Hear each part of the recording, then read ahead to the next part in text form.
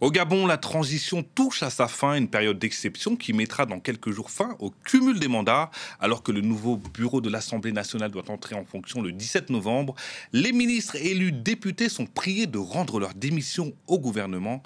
Et ce ne sont pas moins de 18 ministres sur 30 qui sont directement concernés. La correspondance à Libreville d'Ismaël Obiangzé.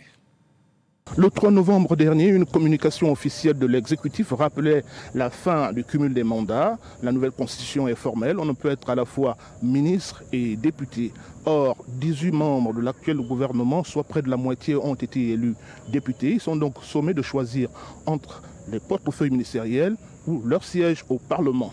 Problème, le silence des principaux concernés intrigue et suscite des vifs débats au sein de l'opinion, comme celui en lien avec l'avenir politique de leurs suppléants.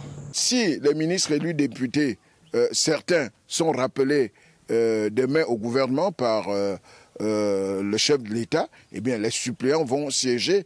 Mais toujours est-il que le fait majoritaire ne bouge pas. La majorité restera la même, cette majorité qui est détenue par l'Union démocratique des bâtisseurs. Mais si ces titulaires sont maintenus de manière permanente à l'Assemblée nationale, eh bien les députés suppléants resteront à leur place.